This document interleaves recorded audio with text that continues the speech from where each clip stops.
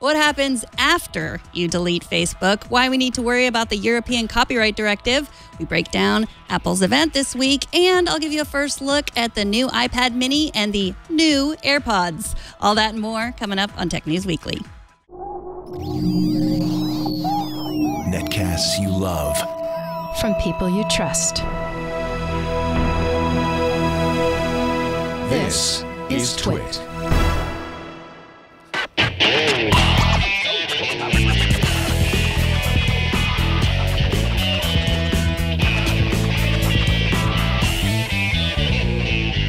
This is Tech News Weekly, episode 76, recorded Thursday, March 28th, 2019. This episode of Tech News Weekly is brought to you by Envoy. Envoy builds beautiful modern software to help businesses elevate the physical workplace experience. With Envoy visitors, you can greet guests with a welcoming, sleek iPad sign-in app while still protecting your people, property, and ideas. Start your free trial today at envoy.com/twit. And by FreshBooks, the ridiculously easy-to-use invoicing and accounting software. If you don't believe us, try it free for 30 days at freshbooks.com/TNW. Hello. Hi. Hello. Oh, there you Hello. Welcome to Tech News Weekly. This is the show where every week we talk to people making and breaking the tech news. I'm Megan Morrone. And I'm Jason Howell. Let's do it. Let's do it. So many of us have considered deleting our Facebook accounts. Jason claims to have done it, but he is afraid to check back. So I'm afraid to log in that it might cancel things. But one brave soul we know has actually deleted his account and lived to tell about it. Here to discuss his experience is Bayern Chen, technology columnist from the New York Times. Welcome, Brian. Hey, guys. Hey, thanks for having me. So were you a regular Facebook user before you gave it up? And why did you decide to give it up? So I had been using Facebook since the year after it came out. What year did it come out again? Somewhere in like 2005 or something. Yeah, so like I was in college at the time. I was one of the first universities to get access to Facebook. So I was one of the early adopters. And it was just last year where I just felt like, enough is enough, because it was like data scandal after data scandal that just seemed to be coming up every week. And, especially after Cambridge Analytica, I think the last straw for me was when Facebook reported there was like some attack on their network and tens of millions of accounts had been exposed.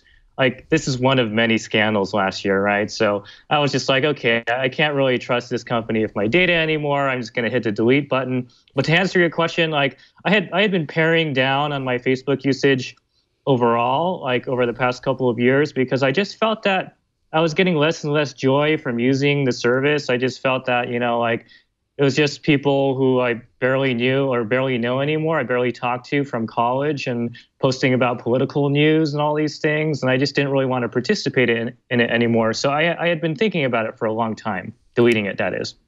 So you did not give up Instagram, which is owned by Facebook. And tell us what happened. You started to see some odd ads there. Yeah, what's funny is that, so because I deleted Facebook, Instagram no longer had very much information about me, so they started thinking that I was a woman. Because on Instagram, on your account profile, you don't state your gender. I didn't realize this until later. But yeah, so the advertisements I was starting to get were things for like women's bathing suits, slippers, makeup, Sephora ads, for example. And I thought it was kind of funny because I thought like maybe Instagram thinks I'm my fiance because she gets the same ads. And I thought maybe they think we're the same person because we share our dog's Instagram account. But I think it's mostly because they simply just don't know who I am anymore, which is kind of interesting. Now, you not only deleted Facebook, but you also went one step further. You installed tracker blockers to kind of reduce those targeted ads. So that's probably part of what you're talking about there. It just goes haywire when it can't figure out who the heck you are. They've just got to know. Was there any collateral damage in doing that? Because I know that that seems like a good next step to do. I've deleted my Facebook account, but I know I'm not living in a fantasy world where I believe that Facebook doesn't have some sort of insight into me. There are trackers all over the place. Did it have any collateral damage that you noticed? You mean collateral damage in terms of like websites breaking and things like that? Yeah, exactly. Like you wanted to block the ad tracking, but sometimes when you have like, scripts being canceled in the background, that sort of stuff, it can affect other things that you weren't maybe intending. Tracker blocking is a bit gentler than ad blocking. Like ad blocking is kind of extreme, where sometimes it even blocks elements that are part of a website, like say like a social media, like Twitter tool or something like that. And yet, for some reason, the tracker blocker doesn't break as many elements. I have had some cases where like I was shopping and for some reason the shopping cart was not adding items, small things like that. And for sites like that, I would just whitelist the site for the tracker blocker and just add the item and be able to successfully check out. So I know like things like that could be a hassle for people who are kind of average tech users who don't really want to put up with this stuff. But I found the trade-off to be worth it. You know, like I personally don't feel like that I want to get ads that are very relevant to me because honestly, they just convince me to buy a lot of stuff. Yes, yeah, I'm with you. So you said you have the Instagram account that you share with your partner. That's Cooking with Fat Max at Instagram. Yeah. Someday Max will be an influencer, a pet influencer. If it's the last thing I do. He's famous enough. Okay, he's famous enough. It's true. That's the way I feel about myself. But so do you not have your own personal Instagram account as well? Because I'm confused about why they're not just getting information from that. I do have my own personal Instagram account. It's a private one. It's just, for me, but I'm still getting women's ads on that Instagram account as well. So it's a bit strange. And I think a big thing is that because you don't state your gender in your Instagram profile, they just simply don't know I'm a man anymore. I have no idea why they would default to thinking I'm a woman. But I generally don't use that account very much. I mainly use the dog account. And because I share the dog account with my fiance, it could be crossing wires and thinking that my device is also my fiance's device, even on my personal account. I don't know. I don't really know what's going on. But Facebook, when I talked to them, they were like, well, deleting Facebook made it so it was missing a lot of signals that it could have been taken from Facebook, So because of that, it just might be serving me the incorrect ads. Yeah. Now you point out your Taylor Stitch targeted ad example in your article that led to you actually purchasing a jacket after it seemed to track you everywhere. This is, I'm assuming, before you kind of stopped all of this tracking. Looking back on that now, like on one hand, you ended up with a jacket that I'm sure you enjoy having. Do you feel manipulated in any way because you had initially said no? And I think this probably happens to a lot of us and we don't even realize it, right? We say no to something, but then it like follows us around and eventually we give in. Yay, we ended up with it, but it's kind of manipulative. It's very manipulative, actually. Well, I mean, I guess yes and no in that, I mean, honestly, I do still wear the jacket. I like the jacket. I don't regret buying it. Yeah. But at the end of the day, did I need another jacket? Like probably not. And that's probably why I said no in the first place. It's like, oh, yet another gray jacket in my closet. Like, I mean, it looks cool and everything, but I could have done without it, And I think if that ad had not followed me around from site to site, I'm talking like from Facebook to like the NewYorkTimes.com and all these other sites, until like I finally bought this thing and finally the ads stopped showing. It's stuff like that I think encourages people to impulse buy or make them reconsider after they've closed out of the shopping cart, things like that. Is that manipulation? Some people would consider it. I just find it to be really nagging and intrusive, and I'm living a simpler life ever since I started blocking the trackers and I deleted Facebook. In the article, I do point out that my spending dropped dramatically after I deleted Facebook and stopped seeing these ads. It was something like 45% that it dropped. So pretty significant amount that I'm saving now. Very. So you also talk about how your friends did not, you didn't lose friends. You connect with most of them at the same amount and maybe even more deeply, your small group. But you had one holdout, one friend who only communicates via Facebook Messenger. And you said you did actually communicate less with that person. Why can't you convince that person to get off Facebook Messenger? Well, I'm not going to tell people what to do. Frankly, I don't understand why people are just tied to one app.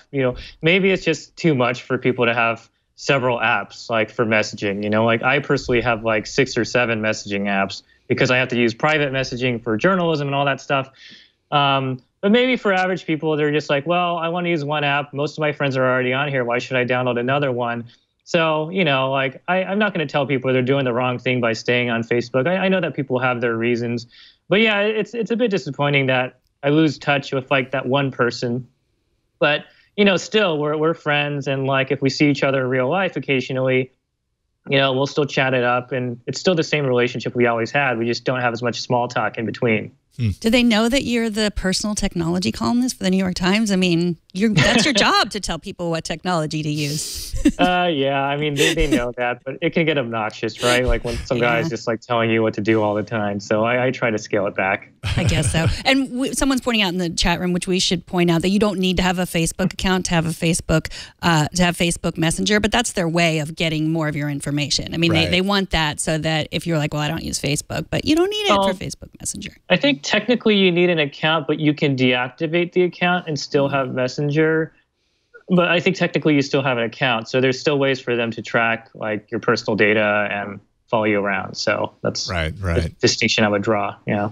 And so you aren't spending all of your evenings, you know, swiping through, reading news feeds, feeling miserable about yourself anymore. You actually have time to read books, right? Like that seems like a pretty big net positive. Yeah, it's nice because like, I think part of it too is that I'm just less distracted, right? Yeah. So like ever since I deleted Facebook, I don't even really know what I was doing on Facebook. You know, I wasn't really posting much myself. I was just kind of, it was like a parallel to the internet. You know, it was like that tab that was always open. I would just look at it every now and then just to see what my friends are saying, and then realizing like, oh, a lot of what these people are saying is not that interesting anyway. So like I'm participating less and less, and yet it's still distracting me, you know? But yeah, I started reading lots of Murakami books. Like I'm kind of addicted to that right now, and some different like American short story collections, things like that. Just trying to, you know, get my creative stimulus going if I want to start writing creatively on my own. And that, you know, these are all good things. But yeah, I would say I don't even know if that's directly correlated or connected with quitting Facebook. It's just something that happened afterward. And maybe it could have happened without deleting Facebook, but I think there's a good chance that it had something to do with being off the social network. It is. I'd like to meet someone that has read all of Murakami and also spends a lot of time on Facebook, because no, it doesn't exist. Well, because I used to be able to. Now I don't know if I could. Like I don't know if I could read one of his books. Maybe I'll put that on my to-do list. Which one would you recommend? Definitely The Elephant Vanishes. The collection of short stories is a really good one. Okay, short stories I can handle. I have one last question. I'm asking this as someone else who tries to turn her dog into a petfluencer. Do you ever think if dogs could talk that they might also ask to get off Facebook and Instagram? Oh, that's funny. Yeah, I mean, definitely there are times when like, you know, I'm on the couch or like in bed with my partner, and like we're scrolling through our phones. Like first we're playing with the dog, and then we get distracted and we pick up our phones and we're doing something like going on Twitter or Instagram or whatever. And then the dog jumps off the bed or the couch and looks kind of mopey, you know, like, oh, you're not paying attention to me anymore. So they can definitely tell, right, when you're distracted by a screen. And I feel a little bit bad about that. And I'm a bit more conscious of it now that I've deleted Facebook. Another good thing. Yeah. Brian X. Chen is the lead consumer technology writer at the New York Times, where he reviews products and writes for the column Tech Fix, dedicated to solving tech-related problems. Thanks so much for joining us, Brian. Thank you, Brian. Good to be here again. Thanks, guys. Take care. Pleasure talking with you. Bye. Up next, we're going to talk a little bit about the EU's copyright directive that has people very worried about the open web. But first, this episode of Tech News Weekly is brought to you by Envoy. It's time to welcome guests to the modern lobby and be ready for everything that comes through and everyone that comes through your front door. Envoy Visitors is an iPad kiosk. We actually have one at the front of the Twit studio here that makes workplaces more efficient. So how does Envoy Visitors work? Well, when visitors arrive, they're going to sign in on the iPad kiosk. They enter their details, sign any legal documents that you might require, like NDAs. That's all done right on the iPad. Envoy then notifies their host to let them know that they're here. Envoy will automatically alert your employee when a guest arrives. That's going to save you time and hassle and save them kind of waiting endlessly, wondering when you're going to walk through the door to greet them. Your employee knows who's coming and when, making awkward meetings a thing of the past. And there are just a number of benefits of using Envoy Visitors for your business. You can boost your office efficiency with smart security that does not intimidate. Everybody knows how to use an iPad, and it's just very, very straightforward to sign in. There's no more paper log book that doesn't provide any real value. It just kind of sits there, closed or open, whatever. Sign in unlimited visitors, print customized badges, send alerts when VIPs arrive. It even notifies administrators about unattended guests. And you can integrate with your existing security systems like Wi-Fi access, ID checks, and emergency notifications. That's going to give you even more enhanced security. And finally, you'll have data on the visitors in your office so you know who's coming, when they're on site, who they're meeting with, and why. And you can keep that log. It makes it really easy to check in and know exactly what's happening. Envoy Visitors works with the tools you already use, such as Slack, G Suite, Box, and Salesforce, and Salesforce Chatter, to name a few. They're designed to help companies of all types, including those in highly regulated industries, so you can meet security and compliance requirements.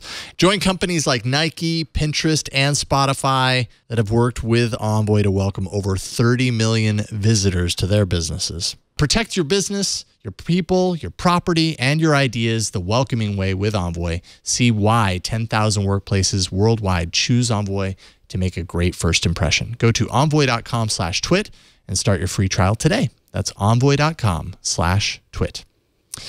The open web is changing. In large part, the web has been more or less accessible in its entirety to, well, anyone with an internet connection, with some caveats. There are, of course, outliers like countries that limit citizens to filtered content. Think North Korea is one example. Well, the EU's copyright directive has now been signed off on, and though it's a law for Europe, its ripple effects are trickling down to all of us. Joining us to talk about the ideas that make up the directive and what's going on there, how it's changing potentially the freedom of information that we're so accustomed to online, is Corynne McSherry, who is the legal director at the Electronic Fronteir Foundation. Welcome to the show. Thank you. It's great to have you here. Thank you for taking time to join us. So why don't we begin by talking about the directive, more specifically the ways in which Articles 11 and 13 seem to have gone sideways? Right. So there's been a copyright reform in the works for many, many years now, and most of the directive is fine. Most of the directive is fine, reflects reasonable changes. But at the last minute, about a year ago, they slipped in Articles 11 and 13, and that changed everything. Article 11 is referred to as the link tax, and it basically requires folks to get a license if they want to share a link to a news article, which who's going to do that, right? Most of us don't do that. It's not how it works. And then even worse was Article 13. And Article 13 is basically a filtering directive. And it requires any platforms above a certain size and above a certain age, so if they've been around for 3 years or more, and you get a certain number of visitors, you have to take responsibility for making sure that no copyrighted content is ever uploaded on any of your platforms without permission. That's going to require massive filtering. There's no other way to do it. Yeah, and huge changes to the way that these major companies are working. They've operated so differently. How wide is this net potentially, and when are we going to see this in effect? Like when does this kind of go into place? Well, so there's one more technical hurdle that they has to pass. It has to go through the European Council, but normally once you get to the European Council, everyone just agrees. But nonetheless, a couple countries could decide to change their minds, which would be great. And given that there's hundreds of thousands of people taking to the streets in Germany, we may see at least Germany change its mind. But if it gets to the European Council, then we move to the implementation stage. And what that basically means is all of the different countries have to figure out how they're going to implement this thing. And so that's where the battle's going to turn, where a lot of folks who are very concerned about this are going to have to go country by country and try to make sure that the implementation is as least damaging as possible.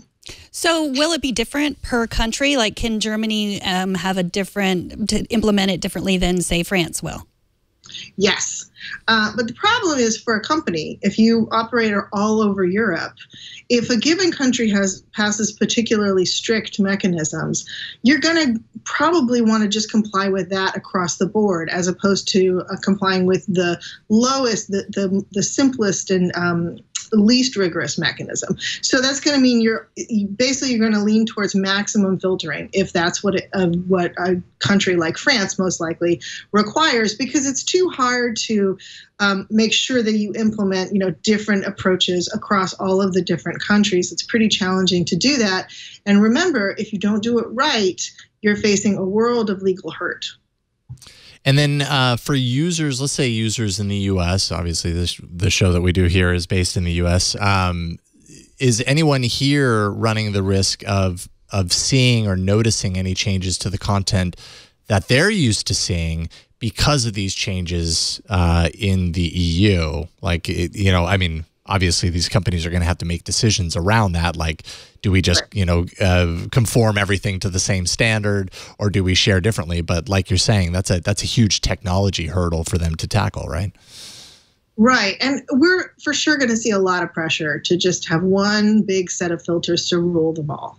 And that's going to affect us in the United States as well, because it's technically can be very challenging and expensive for a company to adopt different mechanisms for different countries. Now, companies can do that, but it gets expensive. But the other thing that we fear is going to happen is that, which has happened before, is that certain groups are going to come to the United States and say, okay, well, Europe passed this law.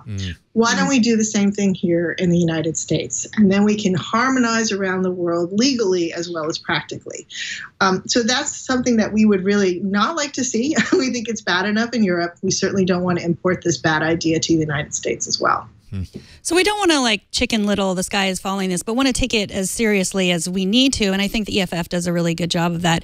The Verge compared this to when we required passports, when Europe started requiring passports to travel between countries, or when everyone started requiring that. It didn't happen until after World War I. Before that, we could just travel. Would you say that that's an accurate metaphor for what's going on here?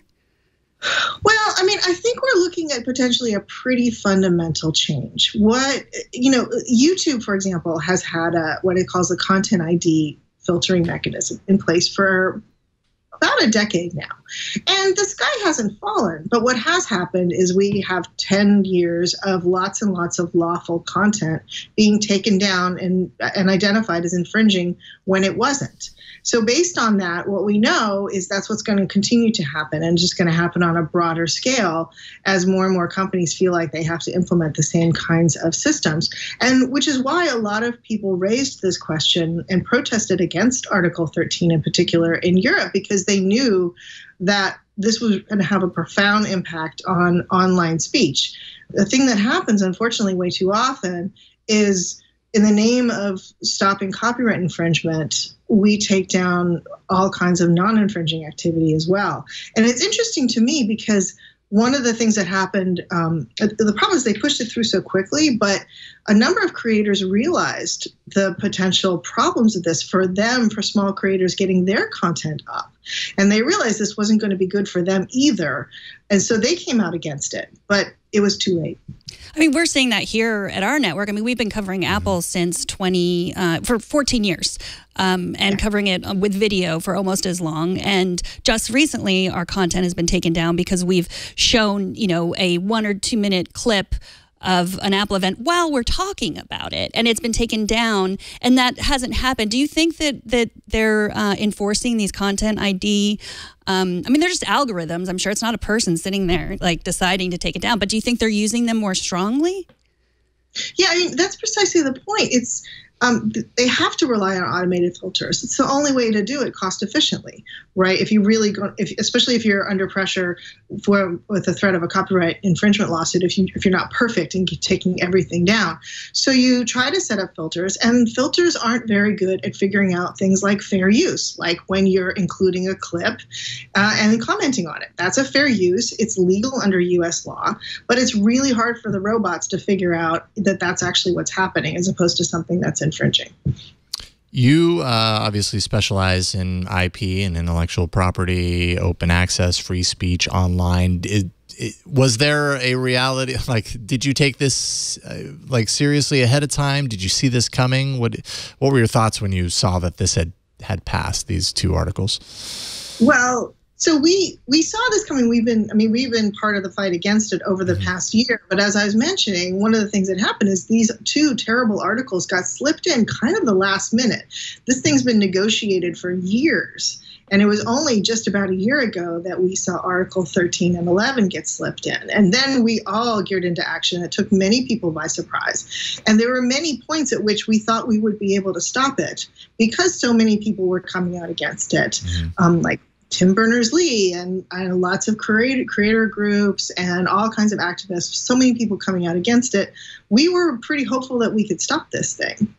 But it just turns out that we weren't able to do it. And, it's pretty discouraging. But we're not done. We're not giving up the fight. We're going to fight it everywhere we can. We're going to work on the implementation. And if they try to import it here to the United States, we're going to stop that. Yeah, absolutely. Well, what do you make of the news? There was news a couple of days ago that the vote order apparently had been swapped, which led to a number of parliament members placing their votes in the wrong order, which meant they voted incorrectly, or so they're saying. This, of course, they realized and discovered after the fact. How could that have changed the vote? I guess I don't know how that actually happens, but is there any way that this could lead to some sort of reversal, or is it just kind of too late as far as that's concerned? Well, yeah, I have to say, when I got that report, I just found it that I was shocked. That was one thing I don't think anyone saw coming, was that something this momentous could happen because of a mistake. That's crazy. It really, really is. And so I know that some of the members of parliament are trying to raise the issue and would like to have a revote given that mistake. But there's a lot of resistance. And I think institutionally, that's just not how it works in the European Parliament. Right. But it may feed into the decisions that happen at the European Council, which, again, is the final hurdle. So maybe we'll have another shot at this. Really appreciate you taking time to talk with us, Corynne McSherry from the Electronic Fronteir Foundation. That's EFF.org. Thank you so much, and have a wonderful afternoon. Sure. We appreciate it. Thanks. Take care, Corynne. Apple is a bank now. We'll talk about what that means with journalist, podcaster, and sci-fi author Dan Moren after the break. But first, this episode of Tech News Weekly is brought to you by FreshBooks, the all-in-one cloud accounting solution helping small business owners succeed. Spend less time on accounting and more time doing the work you love. If you're doing your own accounting, I'm guessing it is the work that you love that you're doing it. So imagine a world where you're not only saving heaps of time each month, but when clients compliment you on the professionalism of your invoices. FreshBooks self-employed accounting software is great. They can automate recurring invoices. They will log every hour with time tracking. It's easy to understand their reports. You can capture expenses, properly categorize expenses to make filing your taxes a breeze. And right now, if you're still doing your taxes, you understand that anything that can help, you need it. You need it now more than ever. Run your business from anywhere with the FreshBooks mobile app. You can also capture your expenses and send invoices. So let's say you're taking a vacation to Hawaii and you forgot to send that invoices. No problem. You've got the mobile app and you can send it from your vacation, from your chair, from having your toes in the water and the sand. Know the moment you get paid, all from the palm of your hand. Also nice to know if you're in Hawaii, if you're getting paid so you can afford your trip. It is that easy. Connect with industry-leading apps to level up your accounting. FreshBooks also integrates with lots of apps that you already use, and they will recommend some new ones that you'll be happy that you found. They all make running your business a breeze. So I'm talking about apps like Gusto and G Suite and Funbox and Stripe, Bench, etc. Always improving and creating new features. Select multiple clients on the item sales, invoice details, and payments collected. Add taxes to expenses in bulk. So much more. Keep track of your item sales reports. I mean, it's endless. I could keep going, but we've got a show to do. So don't wait another day. Boost productivity with your team and try FreshBooks now. Visit freshbooks.com/TNW and make sure that you enter Tech News Weekly in the How Did You Hear About Us section. You can mention also that I reminded you could do this from Hawaii because they might want to know that too. And if you add Tech News Weekly in the How Did You Hear About Us section, you can receive 30 days free. That's freshbooks.com/TNW and enter Tech News Weekly to receive 30 days free. And we thank FreshBooks for their support of the show. So did you hear, Megan? Apple had an announcement this Monday, and it was filled with new products. Okay, well, not actually. Apple already trickled out their hardware revisions the week before in a rather subdued press release approach. This event was all about creativity, and it had star power to boot. So we brought in our own star power, the one and only Dan Moren from Clockwise, The Rebound, The Incomparable, too many podcasts to list, also an author, and we'll talk about that in a bit. But welcome to the show, Dan. Hey, thanks for having me, guys. It's great to have you here. So this was not a short event. It was nearly 2 hours long. How did the presentation, like we're used to Apple's presentations, really grabbing you? Did it? Is Apple grasping for its onstage mojo at this point? What do you think? It was a different sort of presentation, and Tim Cook certainly said that up front, kind of as a hint to people, I think, that they shouldn't expect the traditional type of stuff that Apple tends to roll out at these types of events. Yeah. And so we got, the A-list celebrities instead of, endless demos and lots of time spent with engineers and developers. I think it was a struggle for them a little bit. It's not something that they're used to doing. And they spent a lot of time talking about TV shows without actually showing anything of the TV shows, which got a lot of people confused and probably a little frustrated. And there were some staging issues, too. Like you said, it was a 2-hour event, and like solid half an hour, 40 minutes of that was like, lights go down. Lights come up, there's celebrities on the stage. Lights go down again. Lights come up, there's different celebrities on the stage. So, yeah, it was a little strange for an Apple event, and I'm not quite sure it worked for them, but it really depends who their audience was. Yeah, and there remains to be seen going forward, all the stuff that they announced, how successful this stuff is. So let's talk a little bit about that. I remember when the Apple TV was referred to as Apple's hobby. Now they have Apple TV Plus. The service, it's fueled by a $1 billion per year budget for exclusive content. What did you think of some of the content that's on offer? Do you think Apple can enter this space and compete effectively? I mean, it seems like some of the other players like Netflix and even Amazon are a little bit further ahead, but Apple is Apple. What do you think? Yeah, well, I mean, obviously, Apple is new to sort of this producing its own content game. They have created a couple shows here and there, but not things of this caliber. And I think what Apple was demonstrating with this is they have the money. They can get A-list name talent like J.J. Abrams, like Steven Spielberg, like Oprah. And they can basically say, hey, we have the ability to bring these people in and create brand new original content that you have never seen before with some of the most famous and interesting people in the industry. And to me, that's their take on it. We're about creativity. We're about enabling storytellers. And it's a different take from what you see in a lot of the other vendors who are emphasizing either their very broad amounts of content, right? Like Netflix has hundreds, if not 1,000 different shows, both of their own and other, library catalog. Disney has its huge IP backlog of, Star Wars and Marvel and their own animation stuff. I think Apple's trying to put its own spin on it and trying to say, like, look, we've got the money. We're not scared of spending it. We'll put $1 billion down easy, and we'll see what we can kind of make with that. And we can bring the talent to back it up and play in the big leagues. Mm-hmm. Speaking of money, we don't know how much this service is going to cost. We know how much news is. That's $9.99. But the other things they announced, the Apple Arcade and I guess that was it. We don't know how much those services are going to cost. Why do you think they didn't tell us? I mean, my guess is that if you added it all up, it would be, it would be, $70 a month, not counting for everything. Your monthly payment on your iPhone and your iPad and your cloud storage. Why do you think they didn't give us the price? I think that's a big part of it and it's an optics thing too, right? Like if they said, we've got this new news service, it's $10 a month. And we've got a game service, it's $10 a month. And we've got this TV service and it's $10 a month. By the end of that, you start feeling like, wait a second, am I going to really pay $30, $40 a month extra? And so I think some of it is that. And some of it is since news was ready to go, they were, we've got a price for that. We know how much that costs. Arcade and the TV stuff is a little further off. I think that maybe news kind of works as a test balloon. They get to see how that does, whether people are willing to shell out for it. And then they can sort of base on that, like, well, what kind of money where can we price our other offerings that it's not going to feel like we're just nickel and diming people for all these various services. So I'm sure there's some stuff to get worked out, especially in the game and TV stuff where there's a lot more complications in terms of contracts and paying talent and all that stuff. I think they're probably trying to explore where is the right price point for those services. It seemed to me that Apple, and late breaking news leading up to the event, that Apple was working really hard, right down to the wire, to get publishers kind of in place in time for the Apple News Plus announcement. And, obviously 300 magazines, I think, is the size of the catalog, which is pretty impressive for a flat rate, $9.99 per month. Do people care about magazines? Is this something that people are willing to pay for?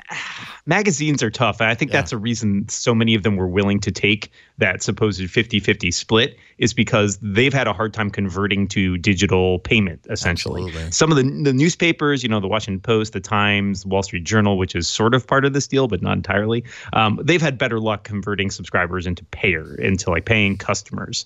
Magazines, I think, have struggled. And there are some in here that I think do better than others. The New Yorker is a big draw for a lot of people. And I think if you add one more subscription, essentially, then your $10 a month fee is still cheaper than buying, the New Yorker every week, Entertainment Weekly, all that stuff. If you read one or two titles, it seems like you could probably make your money back at that point. But it remains to be seen just how interested people are in it, and remains to be seen how effective is it in terms of the experience of using it, whether it's going to be better than they showed off some very fancy stuff. But what I've heard is a lot of the stuff that's in there, especially older issues, is essentially just like reading a PDF, which is, a little less entertaining on your iPad. Yeah, but at the same time, I can't wait to get rid of that pile of New Yorker guilt I have that just comes too fast, and I can't do it. And but they don't make it easy for you to unsubscribe to that either. They really don't. But I do hope that, if you've ever talked to someone who made their living as a long-form magazine journalist, in the heyday, it was just so wonderful. They could, I'm talking about people like Susan Orlean and stuff. They would send you to places, and you could really delve into these long stories, and they just few and fewer outlets for that. So I really do hope that this trickles down to those magazines and then to the journalists. Do we have any idea how they're going to pay journalists, how much even the magazine gets? Yeah, it's unclear. The number that's been bandied about in a lot of cases is 50-50, but it's always more complex than that. There's behind-the-scenes stuff. There's deals in terms of where subscriber data is going. Apple is traditionally likes to keep a close watch on subscriber data because privacy is obviously a big differentiator for it. Whether this encourages publications to go out and invest more in journalism, I'm kind of skeptical, just because so much about it, and I used to work in the magazine industry, so much about it is cutting costs, and people, I feel like, are expensive, and it's not something that a lot of publications are willing to invest in, sadly. Speaking of investing in something, Apple's credit card, which I'm sure you're going to be getting, Megan, right? I don't know. We talked about this on Clockwise yesterday. I highly recommend subscribe to Clockwise. It's great episodes, even when I'm not on it. I need to correct myself. I know it's not a bank. I was just joking. But we should. What is it? I don't even know what it is. It's a credit card. I know. But. Yeah, but that's a good question. What do you think, Dan, as far as the credit card offering?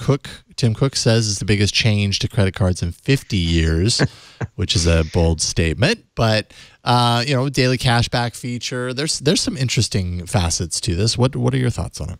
Yeah, Tim Cook, obviously given sometimes to hyperbole, as many CEOs are. I don't think it's necessarily the biggest revolution, but I think there's a lot of stuff to like here, and I'm very interested to see where it pushes the rest of the credit card market. Because if people, if consumers have choices and say like, oh, well, I really like my iPhone, I really like Apple, I spend a lot of money at the iTunes store or on the various different Apple services, I can get some cash back for that. There might be an appeal there, and there's a brand name recognition that comes along with it of trust and privacy and all of that. And people who are very sick of the credit card industry might find themselves tempted by it. As far as the offering itself, I don't think there's really anything new here. You compare things like the interest rates and the cashback, and it's fairly middling as an offering goes. But it does have the attention of Apple's detail to design and stuff like that. So, for example, using the machine learning to try and narrow down, tell you where your purchases were made instead of having those cryptic lines on your credit card statement. A lot of people will appreciate that. A lot of people will appreciate the clarity. And since Apple doesn't need to make money on it, they may find the ability to be a little more liberal and a little more flexible with the kind of things that credit card companies are traditionally not. Hence the less of a reliance on fees and things like that. They don't need that. It's all gravy for them. So I think it opens them up freedom-wise to play around with it and do a lot of stuff that traditional credit card companies are definitely not going to do. And so what about the Apple Arcade? I know Apple's collected all of these great developers, and they are going to charge some amount of money for a subscription service. But then these games are exclusive, which is that's the thing that is hard to swallow. Like, are they like owning these developers? Do you know anything about that? Yeah, so the background, it's a kind of unclear. A lot of what we're hearing is that they're investing in the development of the games, which seems like kind of almost a publisher role, but a lot of the people they're working with are publishers, so it's unclear exactly how that goes. Obviously, the exclusive is a big deal for Apple because it means that if you want these games and they're counting on those being sort of marquee games, then you can't get them anywhere else, or at least not in this form or not on mobile. There's some loopholes in terms of what exactly that means. I think Apple has long struggled with its role in gaming. Obviously, on the Mac side, it was never a powerhouse. And we had like the famous Macworld Expo where Steve Jobs came and rolled out this amazing new life-changing game that would be coming out on the Mac called Halo. And that really didn't pay off for them in the long run because Microsoft bought Bungie like right after that. So I think they've had a success on iOS, but I'm not sure it's something that they ever really felt like they were in control of. It seemed like something that happened and they were kind of riding the wave. And so they're trying to be proactive about this. They're trying to say, hey, let's work with developers because we do have these titles that appeal to people. But it's unclear to me just whether or not that whole subscription service will provide a really good income stream for developers. Like, that's the big question here, is developers get squeezed out because of, sort of getting lumped in with all these other great titles, or does a rising tide lift all boats? So Apple's great and all, but that's not the real reason why we invited you on here. Sure, yeah. We invited you on here because you're a celebrity. Because you're in billions of pockets. Because you're an author. You actually just released a new book, The Bayern Agenda. Although he'll never say it on the show, Jammer B, John Sliniana here, is a ginormous fan of your book. Anyway, so tell us a little bit about it. It is a sci-fi spy thriller set on this world that is essentially one giant corporation, kind of a bank. So I love Cold War spy thrillers. You go back and you read John le Carré, like Tinker Tailor Soldier Spy, or anything of that sort of variety. I really enjoy the interplay there, and I decided I wanted to set a story like that in space. So it's a galactic Cold War with these two superpowers trying to battle it out. And in the middle, we have this small team of covert operatives who are trying to essentially prevent that Cold War from turning into a shooting war. So it's got some thrills, it's got some chases, it's got some political intrigue and spy jinx, as I like to say. And hopefully it all rolls up in an entertaining package. And you can buy it as an ebook, or I've got my Dead Tree copy on my desk here. It's available in fine bookstores everywhere. Right on. I was just reading that like Cold War and nuclear war, that kind of all that stuff is from the past is coming back in science fiction because of the time we're living in. So it's coming back in reality too. Yeah, so. right. Yeah. So timely. It's good. I'm riding that wave. It's a good escape. It's a good wave to ride. Is it? A little depressing. To be completely honest. But anyways, you're in a good position if you're following that way. Dan Moren, it's a pleasure talking with you. We're so thrilled to get you on today. Where do you want people to go to? Is there a place online where they can find your book? Yeah, in fact, it's everywhere. It's on Amazon. If you go to my site, dmoren.com, you can find links there to Amazon, the iBook store, and it is in physical bookstores. You go into a Barnes & Noble or something, they should have it, or you can ask them to order it if you want. If you want to support your local bookstore, which I always advocate. Is there an audiobook version? There is an audiobook version. Okay. It's on Audible, produced by Audible itself. Right on. Well, congratulations. It's been a lot of fun talking with you, Dan. We will talk to you very soon. Take care. Best of luck. Thanks. And here is a quick look at a few of the new products that actually have come out. They arrived. I'm going to take them on a little vacation next week, so I'll have more to say after using them. I just got them both yesterday. But first, so I got the iPad mini. Which I will show off. I've already opened it. No fancy unboxing. No cellophane to strip off of the box. So I never had an iPad mini. Did you have an iPad mini? You did, didn't you? I actually do have an iPad mini. It was Lisa's iPad mini for the longest time, and then I asked to have an iPad. So it's the iPad that I have. I don't use it very often. Maybe a little bit of music production here and there. But. So I've never had one, and I love the size. Like, it really is the perfect size. Everyone said that. But I I agree with them. So I have some notes here. Let's take a look. So it doesn't work with my new pencil. I have this Apple Pencil. Ain't gonna work with that. And that's partly because this one charges on the iPad Pro, and the other one, the old Apple Pencil, charges in the Lightning, elegantly charges sticking out the end. Of course. The butt of the iPad, as Steve Jobs rolls around his. But you can get the new pencil, and that will work here. They just work different. The two pencils work differently. This is the new pencil, and it doesn't work on the old. Only the old Apple Pencil works with the new iPad Mini. Does it make sense? Because I do not think it makes sense. No, I mean, your explanation makes sense. The rationale does not. And I had the old pencil, and then I gave it back to Lisa, and I think she sold it, and with the old iPad, and so I no longer have it. So I just ordered another one. I ordered it refurbished, only $85 for a pencil. I've never ordered a pencil refurbished before. I didn't know you could do that. But Apple's a different company, so have you ever paid $85 for a pencil? No. Well, let me think. I did get the pencil or the pen or whatever they call it for the Chromebook Pixel. And was it $100? Yeah, it was about that. Yeah. I mean, they're more than just a pencil. Right. I mean, the reason why I ordered another one is because I think this is a great device for taking notes, and for, just writing and, checking things off a to-do list, that sort of thing. So that's why I ordered it. And right after I ordered it, I realized that the Logitech Crayon, which is only $70, I think, and that was the device that came out last year, that works with both iPads. So if you got the new iPad and you don't have the old, and if you have a new iPad Pro and you got a new iPad Mini and you want to get one pencil, get the Logitech Crayon. Why would someone have the larger and the smaller iPad? One person have an iPad of different sizes. Well, because maybe this is the device they use for work, and this is the device they use for reading books. It's great for books. So here's John's book that I want to look at a sample of it. Dan's book, sorry, the book that John's reading. Dan's book. Sorry, Dan. Right. And, it just looks really great for reading. I mean, it's so much easier to hold. Yeah. Like, that is what I really like. Yeah, that size is definitely really palmable. Like, you can hold it with a single hand. Sometimes the 10-inch tablets, you feel like you need both hands in order to really work with it. And I'm not saying that Apple invented this, because this is the size of a Kindle, right? So, but if you want to read, and really if you don't want a Kindle, it's really nice.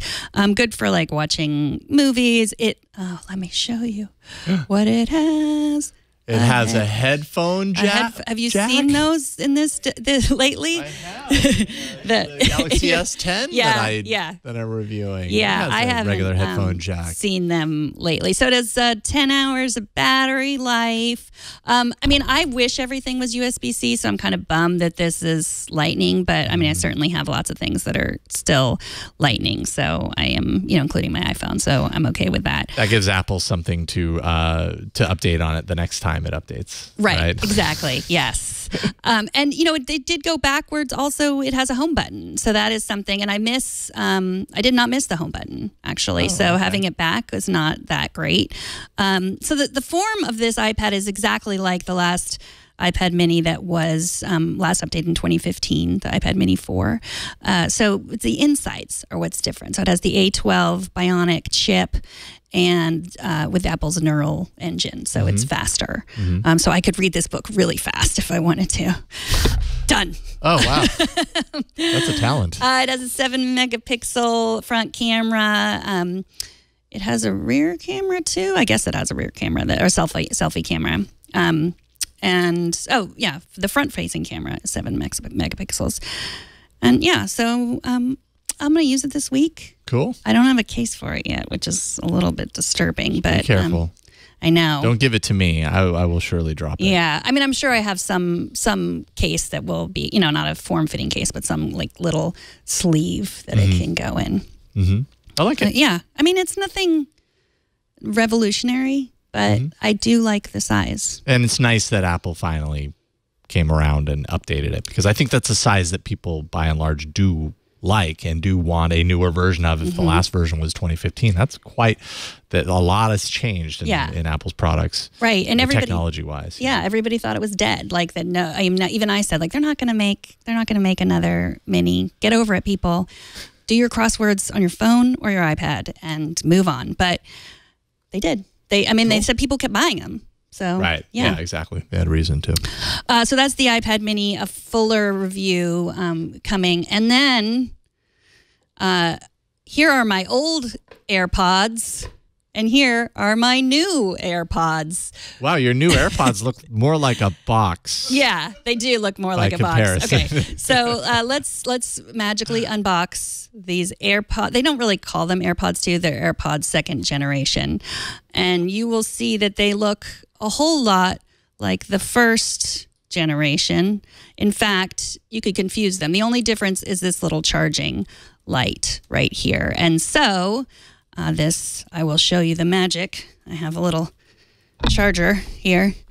So wireless charging. You can't really see. Maybe if we turn the lights down, you can see the little red light that says it's charging. There it is. So yeah, and like any kind of wireless charging, you kind of have to get it right in the right place. Not so much, but yeah, you can't just throw it down there. You have to make sure it's right there. So and the light flicks on. I could actually charge the AirPod case with the Galaxy S10. Oh, you can charge the AirPod case. Yes. With the Galaxy S10. Well, I should preface this by saying I should be able to. That's a charger? Yeah, that's one of the features. So wireless power share. What the heck? So hold on. Okay. Let's see here. We'll put it down. What? Put it in the center. Put it in the center. And you might need to move it. Yeah, there you go. What the? Isn't that weird? Oh my gosh. There you go. Oh. Not everything about Android is bad, Megan. Can you even use AirPods with a Android device? That's a different question. But but if you're ever out and about and you're about to run out of battery and I've got the S10 on me and you're like, I really need battery, I got your back. So your phone is a Qi charger. It can be with wireless power share, which is a feature of the Galaxy S10. Oh my goodness. Sorry, I didn't mean to Samsung your Apple. But You did. You totally did. I just flabbergasted. So let me tell you about all the innovations in these AirPods. That's it. That's it. It's the case. They're exactly the same. I'm actually afraid to take them both out because I'm afraid I'm going to mix them up. But the one way I could tell is that there's 2 years worth of earwax embedded in the old ones. So, but they are really the same, and you don't have to get the wireless charging case. You can, if you just want to get a new pair of AirPods, you can get them without the wireless charging case. They're only $160 without the charging case, and they're $199, so $200 with the wireless charging case. And they also come with a lightning cable, and you can also charge them through lightning. Nice. Or is that USB-C? No, looks like USB-C to me, but it came with a lightning cable, so. Yeah. Oh, yeah, no, that's lightning. Yeah. Yep. Yeah, it's lightning. That's lightning. Yeah, so sorry about that. Yeah, it's definitely lightning. They promise longer talk time, so I haven't actually gotten to try that out. I mean, the best thing about these is how easy they are to set up. So if you have, like if you spend a lot of time pairing Bluetooth devices, you know that can be exasperating, and literally you hold these close to your device and the little animation comes up and they pair, and it's amazing. There's also some improvements around Siri integration, right? You don't have to tap them anymore. You just say, hey, S, and Siri appears. You can say, hey, Siri, because she never listens anyway. See, I have an iPad, an iPhone, and these, and nothing heard me. Wow. Okay. So the thing about that is I've been wondering why everyone was so excited about that, right? Because usually when you have your AirPods, you're not that far away from your phone. I mean, you can go pretty far away from your phone with these, much further than any other Bluetooth devices, Bluetooth earphones. You can go further. So I get it. I went downstairs with them on and said, hey, Siri, and she heard me. It heard me and made a phone call for me. Okay. So that is, but I mean, it's not like, it's not like Qi charging inside a phone. Well, yeah. Let me know if you want to borrow my S10 someday. Yeah, you can take it for a spin. Yeah, I mean, you can. That is pretty amazing. I'm still a little excited about that. The other thing is they didn't change the shape, so I'm not even convinced I'm going to keep these because they still sort of fall out of my ear. Oh, yep, they fell. Yeah, so I'm still just kind of amazed that they look the way that they do. They what? I'm still just kind of amazed that they look the way that they do. I've always thought that the AirPods just look a little funky. Like they look like something long thing is coming out of your ear. And like I keep expecting, they've been around for a couple of years now. I keep expecting for my eyes to get used to it over time because a lot of times, like when the Nintendo Wii was announced, it took me a very long time to get used to that name, but eventually I got used to that name. But my eyes just still aren't used to the look of the AirPods in the ears. Yeah. Maybe if I wore them. Yeah, grow your hair like this, and then they're just hidden. Well, that's true. That is sort of the one of the reasons I don't use them as much. It's already falling out. I can feel it falling out of my ear. When I've used them in the office, like the big cans are the sign of don't bother me, I'm working. But if I'm just listening to music like this, you'd have no idea. No one knows. No one knows. That explains the many times I've been like, hey, Megan. So, hey, Megan. Yeah. Hey, Megan. She's ignoring me. Right. It's true. Yeah. So actually, they're not falling out. So it's not so bad. They will. Right now. It's true. And when I try to run with them, for sure. But if you had the original AirPods and you want to upgrade, it's definitely an upgrade if it's something that you use all the time. I mean, I'm reminded of when the first AirPods came out, and we talked to Kyle Wiens from iFixit about it, and he was like, "These have the worst score." So, like, there's literally nothing you can do. And these work just fine because I don't really use them very often. There are a lot of people that use them often that say the battery life has diminished significantly over time. So, yeah. And then when these do die, like there's nothing, I mean, they just go in a landfill. They can't be reused. They can't be, you can't, the Apple, I think, can't even replace the battery. Frame it, put it on your wall. Yeah, exactly. It will go in a museum. Remember all the wonderful things you listened through those earphones. Yeah. So I will have a longer review of these at some point. All right. Look for that. I'm imagining on Hands on Tech show. Subscribe and like. twit.tv/HOT. And as for twit.tv/TNW, that's this show, Tech News Weekly, we are done. We record live every Thursday at 11 a.m. Pacific at twit.tv/live. That's where you can catch the live show. You can also be part of the show by emailing us at tnw@twit.tv. And subscribe to our show. You can go to twit.tv/TNW for that and follow us on the social media. That's Twitter, Instagram. And if you tweet at me, I'm at Megan Morrone. And I'm at Jason Howell on Twitter. Thanks to everyone who helps us each and every day. Thanks to Jammer B, who was in here laughing and making us feel funny. Thanks to Bert. Thanks to Alex. Thanks to everyone who helps us each and every week. And thanks to you for watching. We'll see you next week on Tech News Weekly. Bye, everybody.